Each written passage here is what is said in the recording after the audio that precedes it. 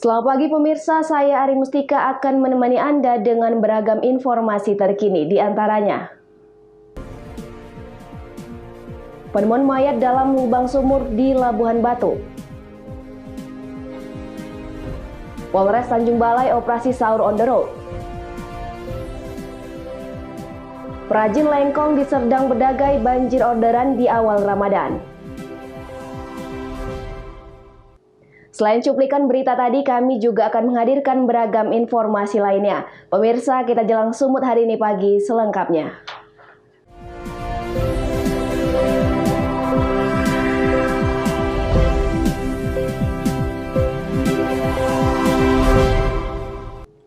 Kita ke informasi pertama pemirsa, warga Kelurahan Sigambal, Labuhan Batu dihebohkan penemuan mayat di dalam sumur di sebuah rumah kosong. Kondisi mayat sudah menimbulkan bau busuk dan diperkirakan tewas 3 hari lalu. Guna memastikan penyebab kematiannya, polisi langsung melakukan penyelidikan dengan mengevakuasi mayat tersebut. Beginilah suasana di lokasi penemuan mayat dalam sumur di sebuah rumah kosong. Terlihat antusias ratusan warga yang ingin mengetahui pasti kondisi mayat di Kelurahan Sigambal, Labuhan Batu, Sumatera Utara. Di lokasi terlihat petugas baik dari kepolisian, BPBD dibantu masyarakat sempat kesulitan untuk mengevakuasi mayat di dalam lubang berukuran 40 x 40 cm, sehingga petugas harus menjebol coran semen yang menutup sumur tersebut. Diketahui mayat berjenis kelamin laki-laki yang mengenakan kaos putih dan celana jeans tersebut diperkirakan sudah 3 hari karena menimbulkan aroma busuk. Guna pemeriksaan kondisi mayat selanjutnya dibawa ke RSUD Rantau Prapat. Dari hasil pemeriksaan sementara, polisi menemukan dompet di saku celana korban yang berisikan identitas mayat berupa SIM C dan KTP atas nama Julianto Nainggolan, warga Kampung Jati, Gang Musola RT 0503, Jati Mulia, Bekasi. Setelah diperiksa, ternyata di dalam kantong celana korban ada dompet yang berisi identitas KTP dan SIM C. Ternyata dari identitas tersebut namanya Julianto Nainggolan, alamat Kampung Jati, Gang Musola, RT 0503 Jatimulia, Bekasi.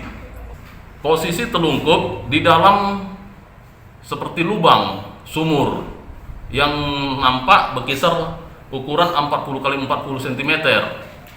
Kita tidak tahu bahwa mayat tersebut bisa masuk ke dalam lubang tersebut. Kalau tadi sementara keterangan dari dokter rumah sakit umum, dari keterangan Kanit Reskrim kita yang sudah membawa ke rumah sakit umum, diperkirakan mayat tersebut sudah berkisar 3 hari di tempat tersebut karena sudah membau busuk.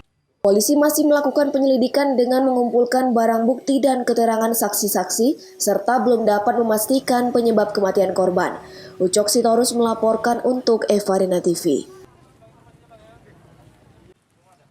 Pemirsa, seorang residivis narkoba di Kota Padang Sidempuan, Sumatera Utara kembali ditangkap petugas kepolisian. Tersangka yang sering lolos dari tangkapan petugas ini ditangkap di rumahnya. Petugas menemukan 300 gram narkoba jenis ganja kering di kediaman tersangka.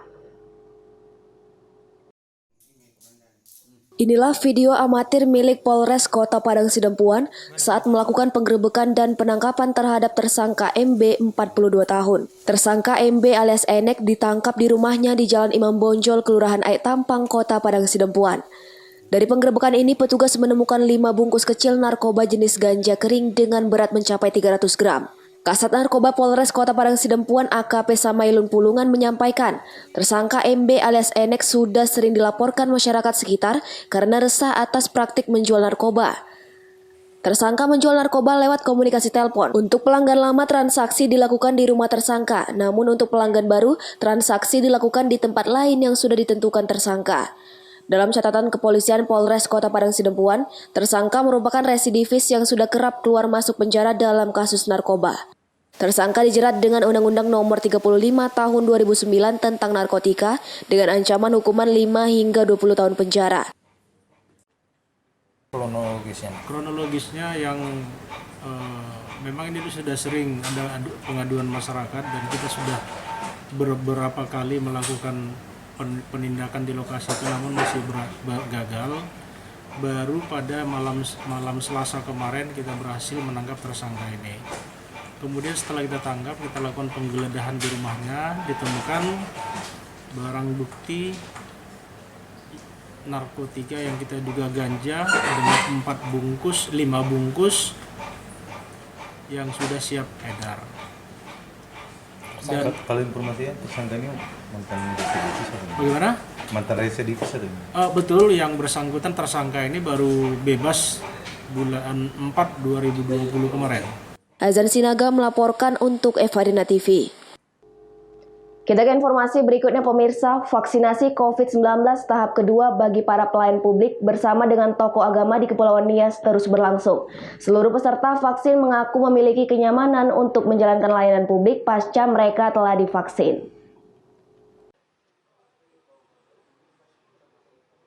Peserta vaksin tahap kedua yang terdiri dari kalangan pelayanan publik termasuk tokoh agama tampak antusias mengikuti program pemerintah dalam memutus penyebaran COVID-19. Secara bergiliran mereka divaksin oleh 2 orang vaksinator. Sejumlah tokoh agama di daerah Kepulauan Nias juga mendukung sepenuhnya program vaksin yang digalakkan pemerintah.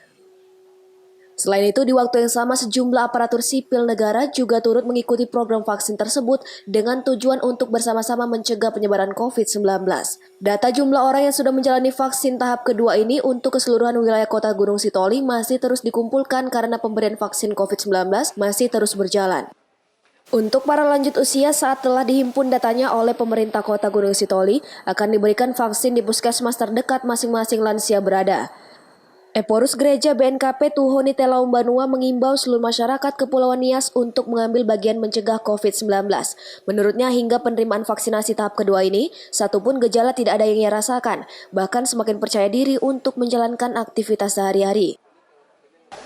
Sebagai gereja, pimpinan gereja kami mendukung dulu program vaksinasi yang dicanangkan oleh pemerintah mulai dari pusat sampai ke daerah-daerah, karena ini salah satu cara selain mengikuti protokol kesehatan, cara untuk bagaimana supaya Indonesia bisa keluar dari masalah pandemi COVID-19.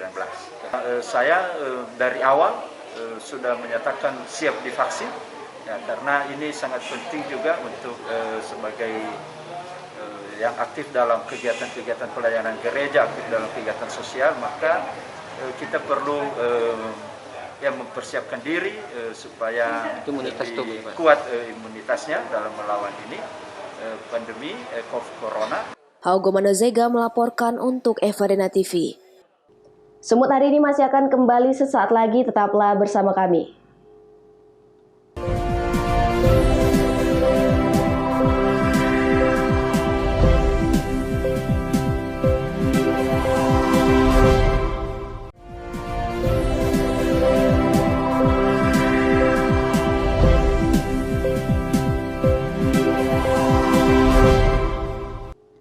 Terima kasih Anda masih bersama kami. Pemirsa, Kepolisian Resort Tanjung Balai berhasil menyita sebanyak 5.000 lebih batang petasan yang kerap digunakan pemuda menjalankan sahur on the road di seputaran kota Tanjung Balai. Selain petasan, petugas menindak 73 motor, knalpot brong, dan balap liar. Kepolisian Resort Tanjung Balai Sumatera Utara melakukan razia penyakit masyarakat dan sahur on the road selama bulan suci Ramadan. Kapolres Tanjung Balai AKBP Putu Yuda Prawira menjelaskan, dari operasi yang digelar petugas sejumlah kendaraan tanpa dokumen ditahan petugas karena terlibat dalam balap liar dan menggunakan knalpot brong. Tidak hanya itu, sejumlah petasan yang kerap meresahkan warga juga diamankan. Sedikitnya 5.000 lebih batang petasan berhasil disita dan 73 motor dilakukan tilang. Razia dilakukan karena kegiatan sahur on the road meresahkan dan mengganggu kenyamanan ibadah dan ketertiban umum. Pengungkapan pengamanan kegiatan penyakit masyarakat yang kita lakukan selama bulan puasa, ya 3 hari. Jadi yang berhasil kita amankan yaitu 5.400 batang petasan berbagai jenis atau berbagai merek. Kemudian sepeda motor 73 unit yang digunakan untuk balap liar, ugal-ugalan, kemudian knalpot blong. Terus kemudian kegiatan ini akan terus kita lakukan selama bulan suci Ramadan. Ya, karena ini adalah merupakan penyakit masyarakat atau dapat juga mengganggu saudara-saudara kita yang beragama Islam dalam melakukan ibadah. Selanjutnya sebanyak 5.000 batang petasan yang disita langsung dimusnahkan. Petugas mengimbau orang tua untuk mengawasi putra-putrinya. Wanda Pratama melaporkan untuk Evarina TV. Sementara pemirsa, minggu pertama Ramadan 1442 Hijriah, aktivitas jual beli takjil di Pasar Juanda Kelurahan Kota Beringin Sibolga sepi dari pembeli. Dengan dilakukannya pengamanan dan imbauan untuk tidak berkerumun oleh Satgas COVID-19 Kota Sibolga menjadikan aktivitas jual beli di Pasar Juanda sangat terbatas. Sepinya pembeli di Pasar Juanda di bulan suci Ramadan ini sudah menjadi tahun yang kedua. Pasalnya di tahun sebelumnya pada saat maraknya penyebaran COVID-19 juga memberikan dampak serupa bagi para pedagang takjil. Aktivitas jual beli antara masyarakat dalam menyediakan aneka ragam menu makanan berbuka puasa terlihat sangat terbatas, sehingga hal itu sangat berdampak dengan penghasilan para pedagang takjil. Sama saja, kalau yang di sini dah kan? Iya. Sama saja Ibu ya. Boleh Ibu sedikit jabarkan Ibu tentang harga takjil yang Ibu jual seperti limi-limi, bongkol. Bongkol ini. Dari berapa kian Ibu? Ataukah ada kenaikan harga atau gimana? Udah ada kenaikan harga. Biasanya kan 3.000, ini udah 4.000. Ya, kita kan cuma bayar apa saja. Uang kebersihan. Bayar uang kebersihan aja Ibu ya? 3.000. 3.000 ya. Oke Bu, makasih Bu. Oke. Rizky Ramadan melaporkan untuk Evarina TV. Di tengah pandemi, kawasan The Kitchen of Asia yang baru sebulan diresmikan Wali Kota Medan Bobi Afif Nasution dipenuhi pengunjung bak lautan manusia. Kerumunan padat membuat sejumlah masyarakat melupakan protokol kesehatan. Pemandangan miris terlihat di kawasan Kesawan City Walk Jalan Ahmad Yani Medan pada Sabtu malam. Meski kondisi di tengah pandemi COVID-19, namun pengunjung tampak memanjiri dan menikmati pertunjukan barongsai tanpa menaati protokol kesehatan. Selain itu, pasangan muda-mudi juga tampak sedang asyik duduk sambil bercerita hingga pemandangan berkerumun tanpa mengatur jarak. Sebagian pengunjung juga terlihat tidak menggunakan masker. Sementara itu, petugas keamanan Satpol PP dan Disub terlihat sibuk mengingatkan pengunjung untuk tetap menggunakan masker, namun tidak diingatkan untuk menjaga jarak. Kondisi seperti ini sangat disayangkan karena bertolak belakang dengan upaya pemerintah dalam menangani pandemi COVID-19. Daniel Pekwali melaporkan untuk Evarina TV. Sumut hari ini masih akan kembali sesaat lagi, tetaplah bersama kami.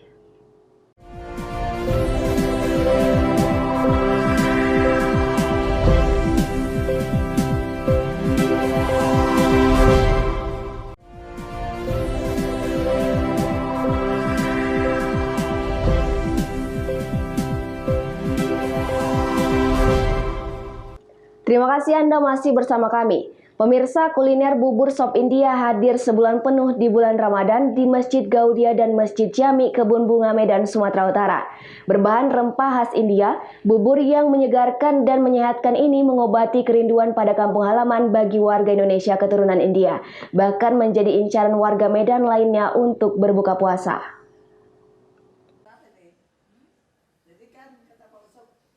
Inilah bubur sop India setelah dimasak selama 6 jam. Hanya dapat dijumpai setiap bulan Ramadan di Kota Medan, Sumatera Utara. Sejak pagi, proses pembuatan bubur sop India dimulai di kawasan Masjid Gaudia, Kampung Madras di Jalan Zainul Arifin, Medan. Dandang berukuran besar yang didatangkan khusus dari India menjadi wadah memasak bubur sop India. Setelah air dan santan dimasukkan ke dalam dandang, berbagai bahan dibersihkan dan dipotong-potong. 4 kg daging kambing yang menjadi ciri khas bubur sop ini dimasukkan ke dalam dandang bersama aneka rempah seperti kapulaga India, bunga lawang, cengkeh, kayu manis, pala, lada, dan jahe. Kami pakai rempah karena ini khas India. Apa bisa ceritakan? Rempahnya seperti macam-macam rempah, ada pakai kayu manis, cengkeh, ada beberapa macam rempah. Dagingnya misalnya? Dagingnya daging kambing. Kalau biasa kan orang kadang daging sapi, kita pakai daging kambing. Kita pakai santan juga. Kita pakai santan juga. Kalau bubur lain tuh mungkin mereka nggak pakai santan. Kalau bubur sop itu mereka nggak pakai santan. Kita pakai santan 5 sampai 6 jam. Bisa karena diceritakan? Kita masaknya pakai kompor minyak tanah, bukan pakai gas. Awalnya daging dulu dengan rempah-rempahnya kita masukkan. Sampai dagingnya lembut baru kita masukkan beras, wortel, santan, tomat, daun sop, dan bawang goreng. Bubur sop India tersedia secara gratis setiap bulan Ramadan di Masjid Gaudiah dan Masjid Jamik Kebun Bunga. Para penikmatnya bukan saja warga keturunan India, namun juga warga lainnya. Dari ketua yayasan yang sudah memegang yayasan ini tradisi tidak pernah hilang. Selalu kita jalankan karena ini adalah salah satu tradisi yang harus kita jalankan dan kita terus harus lestarikan. Bubur India ini punya kelebihan, dia sangat gampang dicerna waktu kita berbuka. Yang kedua, dia kalau masuk ke dalam perut itu dingin. Selanjutnya dia memakai rempah-rempah khas India yang tidak bisa dapat di bubur yang lain. Nah, ciri khasnya itu sudah pasti, Pak. Karena ini makanya saya bilang kita harus menjaga tradisi ini supaya tidak hilang dan selalu menjadi satu kerinduan kita itu terobati. Pembuatan bubur sop India ini sudah menjadi tradisi 50 tahun lebih. Bagi warga keturunan India, menikmati bubur sop ini dapat mengobati kerinduan kampung halaman. Dinikmati sama keluarga anak-anak. Rasa kerinduan lah gitu, Bang. Rasa kerinduan kita ingin apa? Karena ini kan hanya ada di bulan puasa secara rutinnya. Nah, abang sendiri, pendapat abang seperti apa nih setelah selalu menikmatinya di bulan puasa? Ya gimana dibilang, Bang? Memang udah jadi rutinitas kita, memang setiap bulan puasa kita bagi gitu. Jadi antusias masyarakat di sekitar pun memang mereka cukup antusias selalu datang menikmati. Bukan hanya kita dari kalangan orang India saja, seluruh masyarakat, khususnya masyarakat yang berseberangan dengan yang bersebelahan dengan masjid, itu mereka selalu datang untuk menunjukkan. Setiap tahun bubur sop India terus ditambah banyak porsinya. Tahun ini sudah dapat disajikan 500 porsi bubur, baik untuk dikonsumsi saat berbuka bersama di masjid atau dibawa pulang untuk dinikmati bersama keluarga. Daniel Pekuali melaporkan untuk Evarina TV. Perajin cincau hitam atau lengkong asal Desa Pematang Tatal, Kecamatan Perbaungan, Kabupaten Serdang Bedagai, mengaku kewalahan untuk memenuhi permintaan pasar. Di minggu awal bulan suci Ramadan, permintaan 4 ton cincau per hari hanya mampu terpenuhi sebanyak 3 ton cincau.